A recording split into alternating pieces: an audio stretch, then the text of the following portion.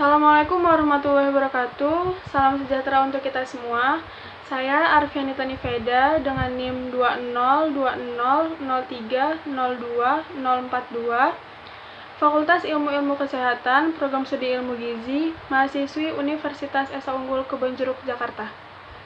Di sini saya akan menceritakan sedikit kisah tentang pahlawan yang menurut saya ini sangat menginspirasi, bahkan sangat berdampak pada kehidupan kami, khususnya perempuan, pada zamannya bahkan sampai saat ini. Dengan judul 6 Kisah Pahlawan Nasional Perempuan Sehebat Kartini. Sebelumnya saya akan menceritakan sedikit tentang siapa dan bagaimana sosok Kartini ini. Raden Ajeng Kartini. Beliau adalah sosok perempuan yang menurut saya membawa titik terang bagi kami khususnya wanita, karena dahulu wanita tidak diizinkan untuk berpendidikan lebih tinggi daripada laki-laki. Meski hanya merasakan bangku sekolah sampai umur 12 tahun, tapi beliau tidak menyerah begitu saja, tidak berhenti begitu saja. Hari-harinya diisi dengan mengisi surat-surat, dengan menulis surat-surat tentang pemikirannya, dan dikirimkan kepada teman-temannya yang ada di Belanda. Sampai suatu ketika, surat-surat tersebut dikumpulkan dan diterbitkan dengan judul Habis Gelap Terbitlah Terang. Tapi beliau tidak sendirian, masih banyak sederet wanita pejuang yang menorehkan tintanya di bangsa ini. Siapa sajakah mereka? Saya akan membahasnya satu persatu. Yang pertama adalah Cut Nyak Dien. Cut Nyak Dien ini sosok wanita yang berasal dari keluarga bangsawan agamis di Aceh. Dan pada umur ke-12 tahun, ia telah melaksanakan bahtera rumah tangga bersama sang suami yang bernama Tengku Ibrahim Lamnga. Kebenciannya terhadap pasukan kolonial itu mulai tersulut pada saat untuk pertama kalinya Aceh diserang oleh Belanda pada tanggal 26 Maret 1873. Dan itu semakin menjadi-jadi pada saat sang suami gugur di medan perang. Ia pun bersumpah kepada siapapun laki-laki yang dapat bersedia membantu membalas kematian sang suami, ia akan menikahinya. Dan akhirnya ada seorang pria yang bersedia yang bernama Tengku Umar. Akhirnya mereka berdua menikah dan akhirnya mereka berdua bergerilya melawan Belanda. Sampai suatu ketika Tengku Ibrahim ini meninggal dan Cut Nyak Dien menjanda untuk kedua kalinya. Tapi beliau tidak menyerah begitu saja, beliau tidak patah semangat, beliau tetap memperjuangkan bangsa ini dengan cara bergerilya sendiri dengan pasukan-pasukannya. Di akhir hidupnya, Cut Nyak Dien ini dibuang ke kota Sumedang, Jawa Barat pada tanggal 6 November 1908 dan menghembuskan nafas terakhirnya di sana. Atas perjuangannya, Cut Nyak Dien ini disahkan sebagai pahlawan nasional melalui SK nomor 106 pada tahun 1964. Yang kedua ada Cut Mutia. Cut Mutia ini adalah seorang wanita yang pemberani juga di Aceh karena ia hidup bersama sang suami yang bernama Tengku Cik Tunong. Ia melakukan perang, memimpin perang di daerah Pasai untuk melawan Belanda yang mempunyai persenjataan yang kuat. Nah, yang mereka lakuin ini tidak sedikit merugikan pihak Belanda. Tapi naas, suatu ketika sang suami, Tengku Cik Tunong ini ditangkap oleh tentara Belanda dan dijatuhkan hukuman mati. Sampai suatu ketika, Cut Mutia ini menikah kembali dengan seorang laki-laki yang bernama Pang Nangru, di mana Pang Nangru ini adalah orang kepercayaan Tengku Cik Tunong, dan mereka berdua melanjutkan perjuangannya untuk melawan Belanda. Namun semakin lama mereka berdua merasa semakin terdesak, sampai akhirnya sang suami kembali tertangkap oleh Belanda, yaitu Pang Nangru. Akhirnya beliau ditangkap dan dijatuhkan hukuman mati. Nah, Cut Mutia ini kembali kehilangan sang suami dan terdesak karena disuruh menyerahkan diri oleh pasukan kolonial. Tapi dia tidak menyerah begitu saja. Dia tetap mempertahankan dirinya dengan cara hidup di hutan rimba, dengan cara berpindah-pindah dengan sang anak, sampai akhirnya suatu hari persembunyiannya itu terungkap. Meskipun tersudut, ia tidak menyerah. Dengan sebilah rencong di tangan, pada tanggal 24 Oktober 1910, Cut Mutia mencoba melakukan perlawanan kepada Belanda. Tapi naas, perjuangannya tidak bisa membendung gencatan senjata yang ditembakkan oleh tentara Belanda, sampai akhirnya beliau gugur.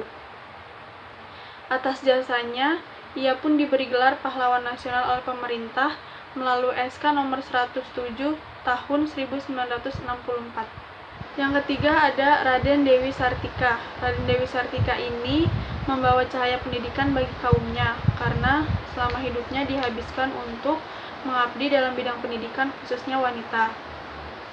Bakatnya ini mulai muncul sejak beliau belia karena dari dulu itu beliau selalu menyempatkan untuk mengajarkan anak-anak pembantunya di daerah Kepatihan itu membaca dan berhitung. Sartika ingin perempuan-perempuan pribumi mandiri dan terampil tanpa bergantung, supaya bisa menjadi tiang kokoh bagi keluarganya.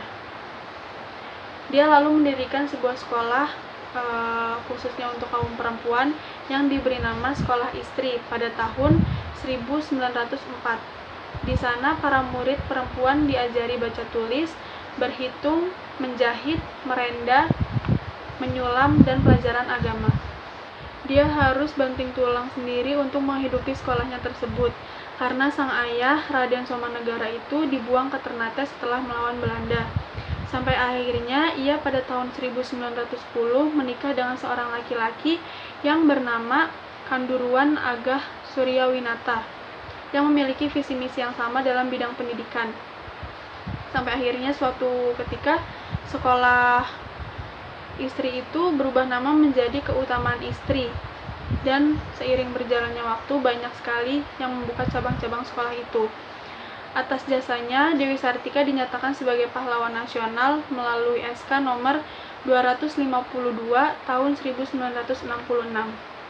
Yang keempat ada Martha Christina Tiahahu. Martha Christina Tiahahu ini adalah seorang pahlawan yang mempertahankan tanah Maluku, di mana tanah Maluku ini dikenal dengan hasil bumi yang sangat melimpah. Dia dibesarkan oleh seorang ayah yang bernama Kapten Paulus Tiahahu, di mana kapten ini adalah teman baik Thomas Matulesi atau bisa disebut dengan Kapten Patimura. Pada usia yang ke-17 tahun, ia ikut dalam pertempuran melawan Belanda di desa Owu, Ulat, Pulau Sapurwa, dengan berbekal bambu runcing dan ikat kepala. Kehadirannya cukup membuat Belanda kerepotan, tapi karena kekurangan pasukan, jadi mereka bisa dipukul mundur oleh Belanda dan ayahnya ditangkap dan dijatuhi hukuman mati. Namun Martha tetap bergerilya melawan Belanda, sampai hingga akhirnya Martha ditangkap dan diasingkan bersama pasukannya ke Pulau Jawa. Walaupun sudah begitu, Martha tetap berontak, tidak menyerah begitu saja. Dengan cara mogok makan dan tidak mau makan sama sekali. Sampai akhirnya Martha jatuh sakit dan gugur di kota tersebut. Dan jasadnya dimakamkan di Laut Banda. Martha Christina Tiahahu ini ditetapkan sebagai pahlawan nasional melalui SK nomor 012-TK-1969. Yang kelima ada HR Rasuna Said. Perempuan cerdas dan kritis ini memulai perjuangannya membela kaum perempuan dengan cara berdagang dan bergabung dengan Serikat Rakyat dan Sekretaris Cabang. Dia juga melanjutkan perjuangannya dengan mengikuti organisasi Persatuan Muslim Indonesia. HR Rasuna Said ini juga dikenal sebagai orator yang mengecam kekejaman Belanda. Pada tahun 1932, dia pun ditangkap dan dipenjara oleh pemerintahan Belanda. Setelah proklamasi kemerdekaan, dia menjadi Dewan Perwakilan Sumatera mewakili Sumatera Barat dan juga terpilih sebagai DPR Republik Indonesia Serikat atau biasa disebut RIS. Pada tahun 1959, HR Rasuna Said ini menjadi anggota Pertimbangan Agung. Sebagai penghormatan, nama Hajah Rangkayo Rasuna Said diabadikan menjadi nama jalan di kawasan Kuningan, Jakarta Selatan. Dan diberi gelar pahlawan nasional melalui SK nomor 084-TK-1974. Yang terakhir ada Nyai Ahmad Dahlan, yang bernama asli Siti Walidah, berasal dari keluarga pemuka agama dan penghuni tetap Keraton Yogyakarta Kiai Haji Fadil.